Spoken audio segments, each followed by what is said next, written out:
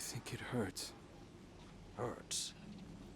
I could feel Savathun behind my eyes when she reached into my mind. What do you think these Hive feel when we reach into theirs? I also find the Scion's methods unsettling, but they can uncover Savathun's plans more efficiently than I ever could. Better to just put them out of their misery. Keitel believes these Hive might hold deeper secrets. Do not make the mistake of thinking these things deserve your sympathy. Even though they have the light. Maybe you were the wrong person to put on this assignment. They may be our enemies, but this feels like a new low for the Vanguard. For Zavala. Watch your mouth. You New Light see Zavala as some toothless diplomat, but you wouldn't believe what he's sacrificed to become the man he is.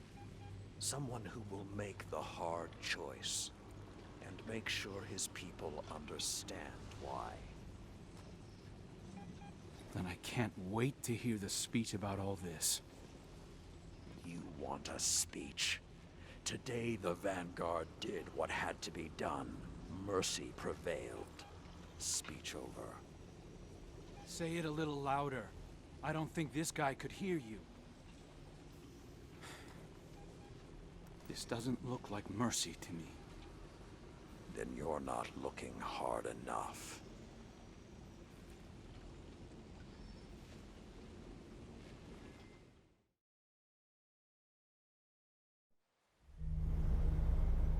Long ago, even before there was a last city, I was deep on patrol in the old forest when a local villager sought me out. They asked me to catch a thief. I told them the Iron Lords were no mercenaries, but I saw their pride as well as their poverty. When they offered me a loaf of black bread instead of coin, I agreed. Just before sunrise, I caught my thief. A young girl, stealing what she could carry. Food when she could find it, coin when she couldn't, weapons to protect what she had taken. There was no fear in her eyes. She said the bandits in the forest ordered her to steal in exchange for protection. The penalty for theft in those times was death. Instead, I pulled the crest from around my neck and pressed it into her hands. I told her the wolves would protect her.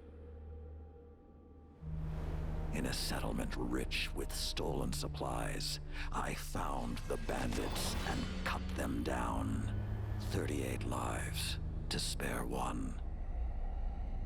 And for a time, I believed that was mercy. Many winters passed before I found myself back in that part of the old forest. This time, no one sought me out. So I sought them instead. Wind blew through rotted wood and rusted metal where the village once stood. And behind it, graves. Then piled stones, then bare mounds of earth, and then a pit. My blood was high. I tore through the forest, hunting for those responsible. Finally, in a settlement rich with stolen supplies, I found her. A lightless woman with my crest around her neck. There was no fear in her eyes. She spoke plainly. When the villagers could no longer tithe, her wolves no longer protected them. She bled them dry, and when they had no more to give, she sent in her men, unleashed her wolves. Mercy to an enemy cannot come at the cost of mercy for their victims. The right path isn't always easy to find. But once you do, the only question is whether you're strong enough to walk it.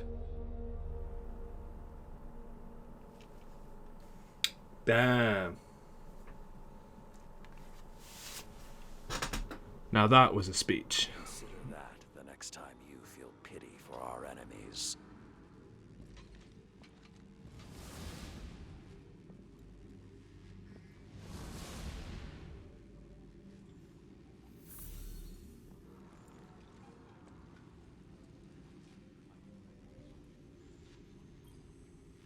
Guardian, over the last year, friends and advisors within the last city have fallen victim to psychic manipulation. Those losses and the rediscovery of the Crown of Sorrow meant that we had to develop psychic countermeasures. So I authorized the deployment of this containment unit, developed by Keitel Psions, for psychic analysis of the Hive. The machine can hold the Hive in a painless limbo, neither alive nor dead. This allows Psion operatives to examine their minds, gleaning the information we need. After everything that happened to Osiris, it makes me uncomfortable to rifle through their brains like this. But Guardian lives are at stake. You will be our boots on the ground, and Lord Saladin will oversee the operation to ensure everything goes smoothly. We'll only have this asset for a limited time, so make it worthwhile. Good luck.